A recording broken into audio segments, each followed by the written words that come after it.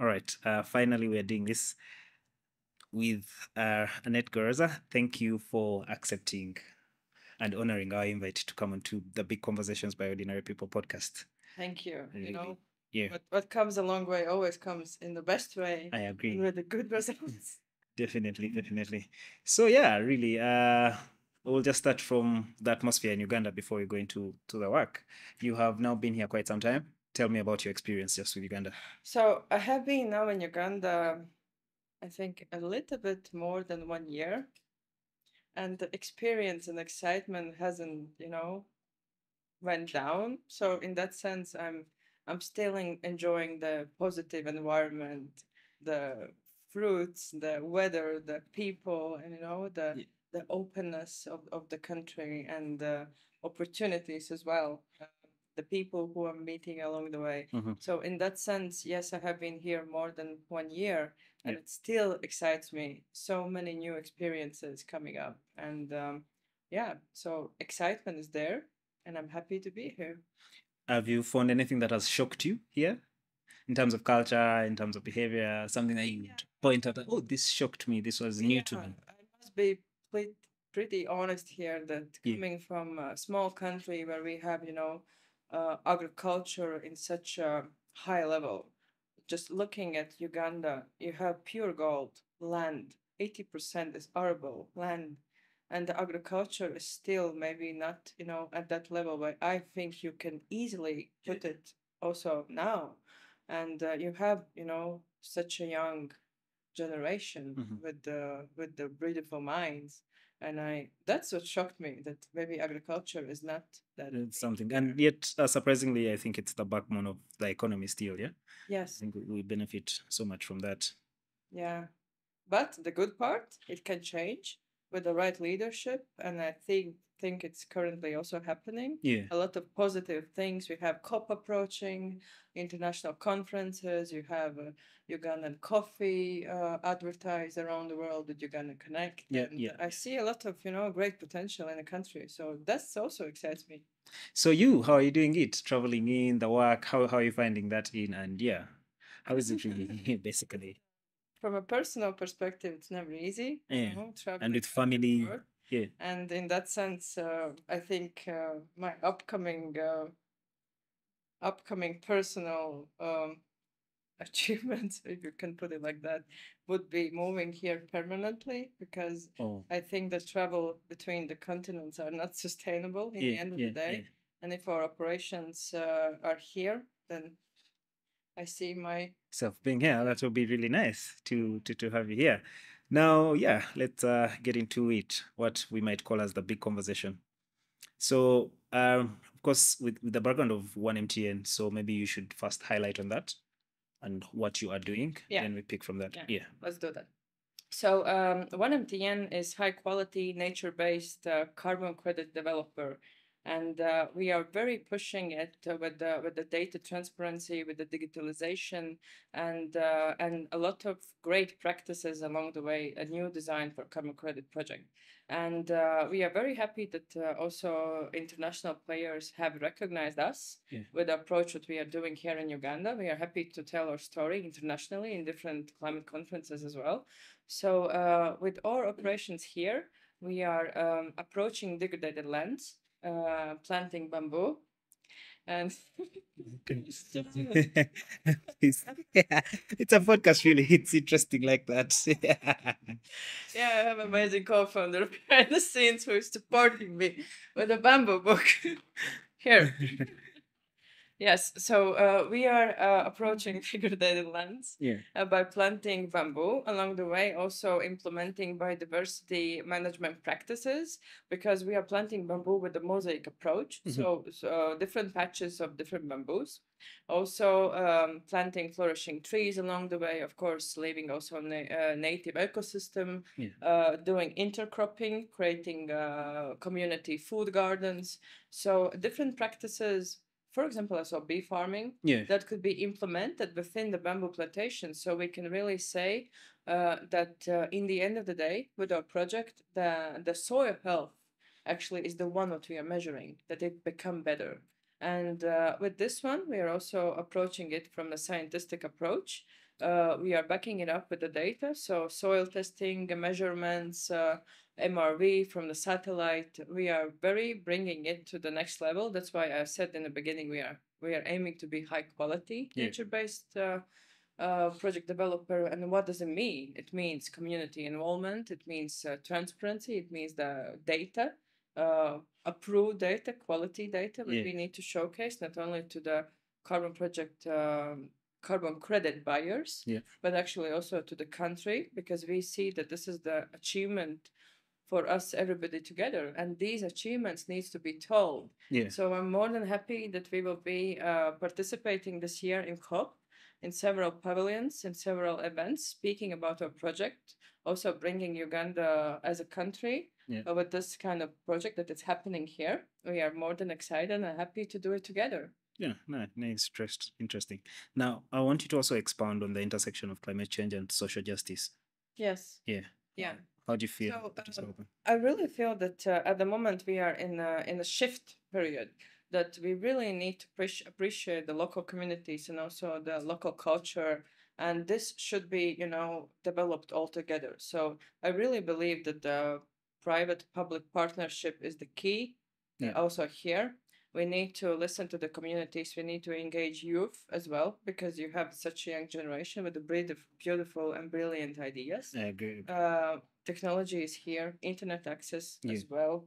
So we really think that the social justice can be, monitored, developed, and we can do it not only from the institutional public perspective, but the private sector needs to be involved. So you spoke on technologies that are here. What are some of those most interesting technologies that you feel are helping with nature-based carbon removal? Definitely, this is MRV. So leveraging satellite images, monitoring soil through the satellite, biomass through the satellite. I would say that we need to leverage more drone shots. And to develop analytics, also use AI where we can to actually predict. You have such a beautiful, you're such a beautiful opportunity. 80% of the land is arable, and Uganda is a coffee nation. So I see agroforestry as one of the key, actually, opportunities how to expand, and we can expand it also together with the carbon projects. But for this one to be well maintained and well monitored, we need to use newest technologies. So, and this is the high quality. So with that also comes maybe incentivizing governments and businesses to really invest in projects that are towards that, right? Definitely. And I think that actually this is the public-private partnership that I was talking before, because we see that from our perspective, we see that internationally at the moment there is different finances available, different financing. And I think that the government institutions should be like a bridge between the finance and the opportunities. And they need to help to get these opportunities. That can be grants, that can be different climate financing solutions. So I think that public sector should actually help those kind of shifts to happen. So we can develop different products, tackle in these opportunities together. Now, you've mentioned opportunities even at the symposium, right? Yes. You kept calling out the youth to really take part of this. What are some of these opportunities really that they can, if you can just be specific, when they listen to this? Well, some of them, as I mentioned before, MRV, drone monitoring, mobile reporting. These are different things that could help what will help different kind of, for example, climate projects happen. We can also say that everything regarding the data collection, data quality measurement, that's also one area that we can explore. How we can actually how we can report, how we can collect data, different solutions regarding the core benefits as well. That's another area. So I would say that if somebody wants to develop something, then the biggest United Nations Climate Week agendas are actually the ones to look into it. What are we talking about? And then I think after this one, you can also grasp the idea. Also, where are the business opportunities? By just looking at what is the panels about, what is the conference about, what are the key elements? Is it the agroforestry? Is it the healthcare, health tech? Is it I don't know, e-mobility? How we can actually help with the different technologies to develop e-mobility here? Is it analytics to e-grids or different kind of things? So what challenges are you finding in implementing some of this to make sure that people adopt to these technologies so far? I think we need to start with the biggest challenging is to landing finance here. We need to create trust for those funds to come here. And how we can build trust is being transparent, being digital. So this is the first challenge, I think, financing and getting the finance here. So that process is not transparent right now. There's I think that this process is not short. okay. It's lengthy And sometimes frustrating. yes, frustrating. Sometimes time is the thing, but we don't have. I agree. And no room for frustrations. Now, as an individual, me personally, specifically, what can I do to support this cause? I think that the first of all, it starts with the awareness. You have beautiful opportunity. You have podcast. You are already using it, and Yes. this is actually the storytelling. It's that what is missing. Hmm. People are so fast taking the negative news out of all of the media, but about good stories, there's not so much good stories out there. Yeah. And this is not only in Uganda. This is actually in every African country. But I have been engaging in different climate projects. Storytelling is very, very needed. People need inspiration. People need to understand what we are actually Up to. Yeah. up to what does it mean to maybe to calculate your emissions personally. Also, you as a person, do you even know how much are you polluting? Maybe every day you are driving boda boda, you are taking taxi or whatever, so you are polluting. So this is the tricks what we can, for example, what you can use. You can bring awareness. And also the other one, I think what's very, very important is to speak about the case studies. You have great projects happening in Uganda in the climate space, and I think these ones needs to be very Amplified. yeah. Okay, agreed. Now, I also want you to speak on the role of business in addressing climate change. Now, for businesses here, what can they do if, say, they get a chance to listen to this, which they will do, because we get to host a lot of business owners.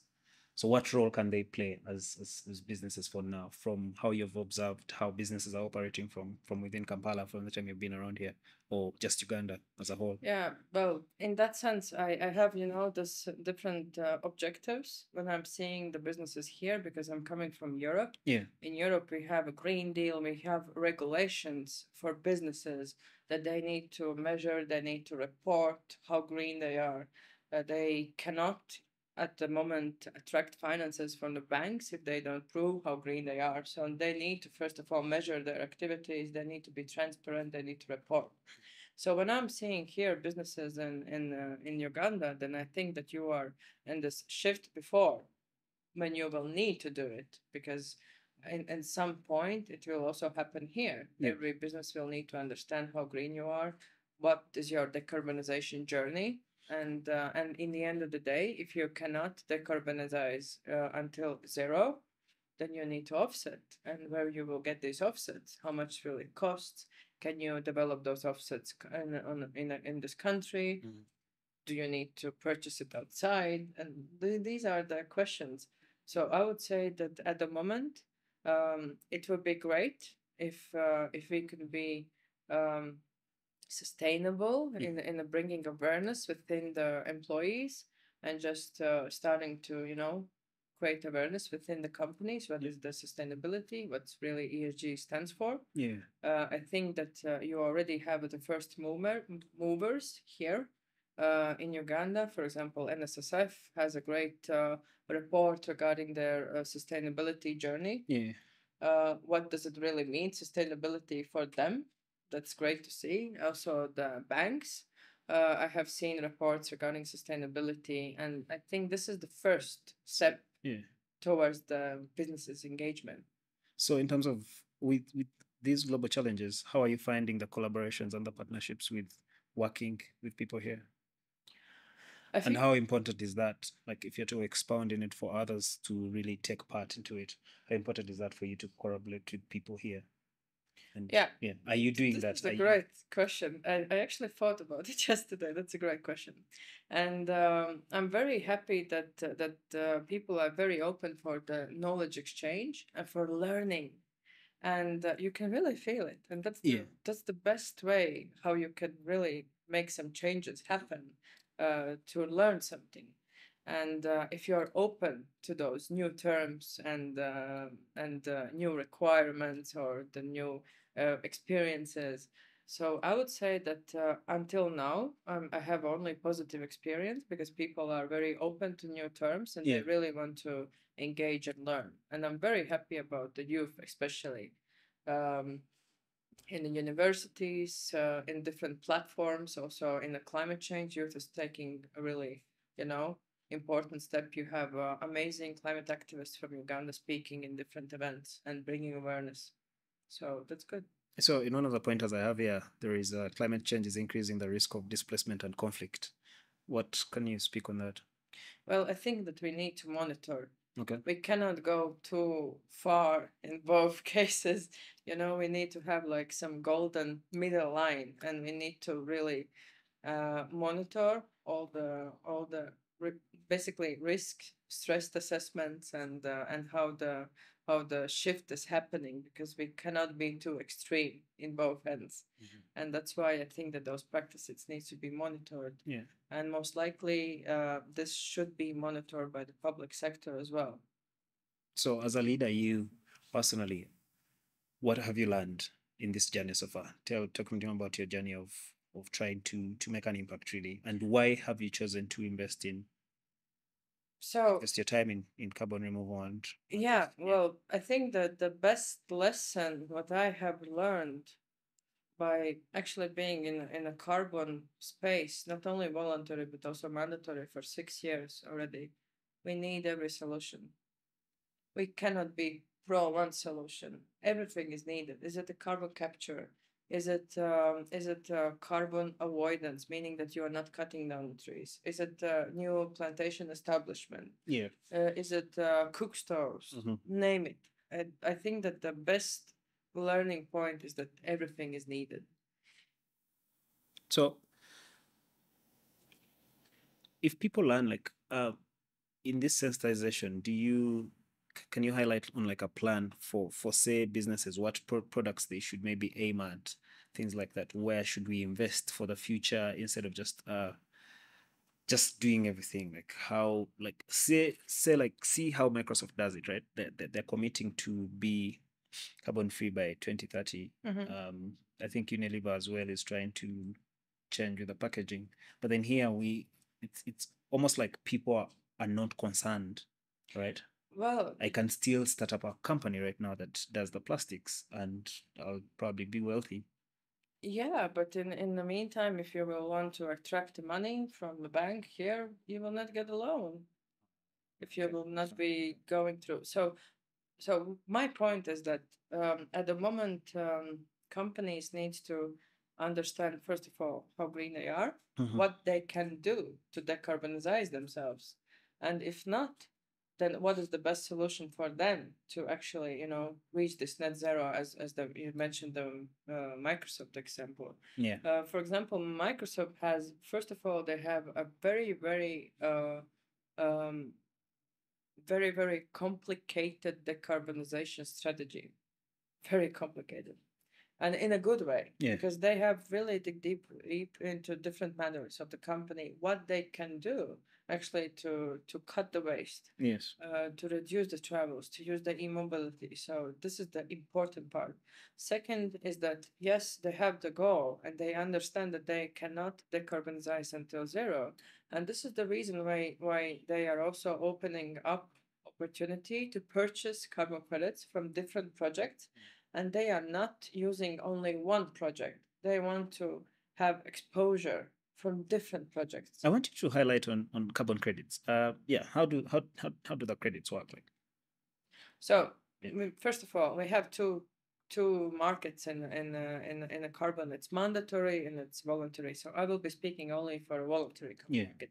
These are activities what we are doing Mhm. either to avoid pollution or basically do the carbon sequestration to plant the trees. We are taking carbon out of the atmosphere. For not cutting down the trees, we are making sure that we are staying in the same level. So these are the two types of carbon credits. Not cutting down the trees would be carbon avoidance. Establishing a new tree plantations would be carbon removal because we are creating something plus for nature. We are taking out the carbon out of the atmosphere. And of course, not every carbon credit is the same price. Carbon removals worldwide is the higher price. And this is where the carbon pricing is coming in. And this is where also the high quality measurements are coming in. If you can prove several worldwide recognized steps and quality marks that your project is having, of course, your price will be higher. Yeah. Okay. Here in Uganda, we are aiming for a high quality carbon project. We see every opportunity to create those. To plant trees. Yeah. Okay. I happen to also work with Tugule. It's an online marketplace, right? And we have previously done campaigns around the same. We have done tree planting, but then it feels like it's small impact. How much hope can you sell us to feel like what we're doing is the right thing? In the end of the day, it's not small impact. If you're looking, every action is needed. Of course, we can approach it from a scalable way, but looking at the population here in Uganda, even if the person plants one tree, the impact is massive. Okay. If we are looking at that. Yeah. But sometimes, yes, people are asking also us, but what about the tree planting? But in the end of the day, it's not only about tree, it's not only about carbon, it's beyond carbon. First of all, we are creating completely new economy. We are creating jobs, and this is changing people's lives. In the end of the day, we are also measuring the soil, so it's actually about soil enrichment. In the end of the day, so it's not only about the tree, and it's not only about carbon. It's much broader, and I'd love to say it actually goes beyond carbon. Totally. I see even the companies need to switch up into what they're producing. They're introducing new products, and it's beneficial. All right. That's quite interesting. So do you want to talk about 1MTN's vision for the future? Yeah, definitely. Yeah. So 1MTN is the meaning in the word itself. We have a 1 million ton nation. You get it. Okay. Yes, 1 million tons. So he thought there's like a connection between MTN, the telco, and then. Yes, we are green and completely in the climate space. Yeah, but never know. Maybe some interesting partnerships can come along the way. We are open.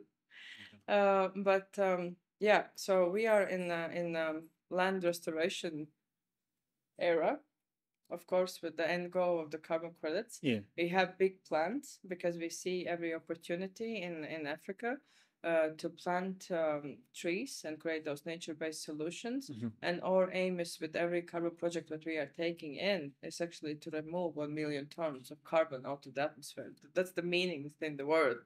So it's 1 million ton nation. And we really see that we can do it. To achieve it, yeah. That's our plans. And at the moment, it's just, it's great to be here in Uganda and to see also a carbon policy developing the public institutions, talking with the private sector, because these are investments. This is actually a very good opportunity for Uganda to have an investment platform. Carbon projects can be one of the investment targets for the country. So we are very excited that this dialogue is happening. Okay, it's quite lovely. Yeah. Unlike if there's something you really feel like we need to hint on, that is how much I had prepared for this conversation.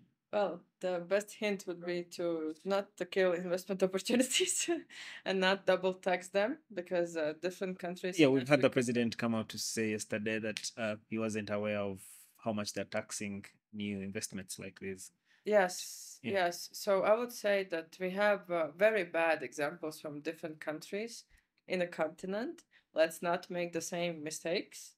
Let's create this good, positive environment where everybody can benefit, because in the end of the day, the environment and the local communities will be the ones who would benefit the most. Okay. But in the new economic approaches with new opportunities, jobs, and yeah, so I would say let's not double tax it. Let's create a very good framework how to really, attract international investments, which are not small amounts, and how to create a really high quality project. Good, good, good. That is really mostly it from the business side. Now we're going to expound who Anete is as a leader, as public speaker. What is your mantra? What builds you? What defines you? What is that zeal? Why do you have hope? What do you think about life? Yeah. Oh, that's an interesting question. So now I think to, now I need to think a little bit more, but I think that I am very active person. I definitely don't like stagnation. I am always on the move. And this being so active and seeing opportunities, connecting, creating something new and exciting is that what gives me energy. So I would say I'm definitely towards learning something new, creating something new, and that was how I was raised. So my family building something different businesses, and I was always on the move as a kid, and I love to help. So what that's basically that's it about me. Right. So what what is that one mantra you believe in and you work with? Every day you learn something new. Every day. And you have to, be open to the universe because the positive things are happening. And that's actually my mantra, that I'm very, very open to new things. And you're very optimistic. Yes, and I'm very optimistic. I don't let the negative thoughts stay too much in my mind. Of course, as a person, I also have, bad and good days. Yeah. But I think that the most crucial part is to get yourself together and just move forward. When I'm having some bad day or complications or something is not moving right, I think the best thing what I can do as a person is immediately craft a plan. If I have a plan how to do it since that moment, I am already shifted into the next move. And that's, I think, that for me as a person, it's very, very important to always have this, opportunity to turn things around. Because in the end of the day, nobody will gonna do it for you. You have to do it yourself. And that's it. Good, good. That's lovely to know. What's that one? What type of legacy are you trying to leave behind? Usually, this is the last question I ask the people on the podcast, but I think it's the second last for you. What type of legacy as a human being? What world do you want to leave behind for when you ever get the chance and die? I think that question I had for myself 2 years ago when I started actually creating those projects towards Africa. I was doing the same in Europe, and I saw that my actions are not creating the right impact. So I would say that impact is the and it of course it can be measured in different ways. Maybe it's just action that I have helped somebody to reach something, or we have restored the land, and really we can measure how many people we have been impacted in a good way by, for example, accessing the jobs or creating a better environment. So in my mind, I think that I really would love to leave behind an impact. And that's what I also would love that my kids are seeing, that we are very creating something completely positive, but actually everybody is benefiting. All right. And, yeah. Do you have questions to ask me? Yeah, what are you mostly interested in if you are hearing the words, for example, climate or carbon credits? Yeah. You as a person, what interest is, well, where is the interest for you? Well, the interest is from the fact that it's our hope to survive. So I want to take part to make sure we don't just go extinct, right? Yes. So I don't want, yeah, I've read a few things. So I've read Bill Gates' book on climate change, and it gives you an understanding of this is what we have to do to save the world. And it feels like it's so far out of my mind. But then I also am really, I've been raised someone who works and does. So I want to be part of the work. So I am taking part with the learning every day from, I think this is why I'm having conversations with people like you in the field so that I can learn so much, the reading, and just do whatever I have to do, right? Yeah, probably maybe when I buy my next car, I'll buy an electronic car just because of the information, regardless of what I would have otherwise liked. Yes. So yeah, That's nice to hear. Thank you. yeah, yeah. Anything else? No. So this podcast is designed like that. There's a time when I ask and then you ask. And I ask, okay, I think so. Maybe from It can also be about the country. yeah, Yeah. I actually wanted to ask about Uganda, where you see, for example, the opportunities where the young people, young entrepreneurs could actually, tap in. Do you see it from, for example, from the startup perspective? What's at the moment into have been interested for a lot of people here? Well, I think the sensitization would be where they mostly rely. If they're taking part of the awareness, that means they're learning and then they're being part of it. So yeah, they just have to find the opportunities and get involved. I don't know which one specifically, but that would be a good start. Like what I'm doing really. Yeah. And what kind of problems do you see yourself, for example, to succeed as a young entrepreneur in the country? Money, access to money. So that's such a big problem, right? Even when you have big dreams, see, I was telling you about a project we're working on. Uh, it, even when you have big dreams, there's that limitation of access to money, right? And it's just not about how you present it or the project. There's so much bureaucracy from where you to present, who is involved. We have the middleman tendency here, where the middleman who is doing totally nothing wants almost like 80% of the cut of what you're getting. So that is a big problem, access to money. And really getting the money to do the work it's supposed to do for the projects you're trying to be about. Yeah. Do you see any possibility that in the nearest future this middleman concept could possibly change? Yeah, first of all, I think most of it trails from who we are as a people and our leaders and generations, because right now it seems like the norm, right? We feel not to like processes and systems and to see things through from how they work to start. We just want to bypass everything. I know this, I think I can do that. It's always thought and power play. So we end up like that. No, we don't have the patience of following through process and planning, and which is affecting us. So right now, even when you decide to be organized, it's almost as useless since everyone that will get their way seems not to be very organized. Yeah. So most of it, I think, can come from if we get support from leadership and they're supporting and they're implementing the laws we have, because what we have with the laws and everything is very, very good, but we never get implementation to see things to like really get social justice of a few small things where maybe you're supposed to use a road like this. So that type of culture we do not yet have, and it's affecting us on such a bigger level. So I have a last question. Yeah. What's your mantra? My mantra. I believe in two things, right? I believe in community, in the power of togetherness, first of all. I believe I have to work. When you see those guys, they're just not people I work with, they're also my friends. So that is one thing that stands out. And I also, because I believe that you have to help someone and also get helped, believe the one statement I like so much is make sure the person giving you the ball gets as much credit as you for making the basket. Yeah. Like playing basket. That's so good. So So that is something I like. Where yeah. It's impossible. Okay. Yeah. Yeah. Thank you. Thank you to Anete Garoza. This was really good. It will be out in no time. Yeah, sure. We'll then focus more and have other conversations on like specific projects we're working on. So that's like the aim as well of the podcast. It's just to really be another awareness platform we can always use. That's great. Yeah. Thank you.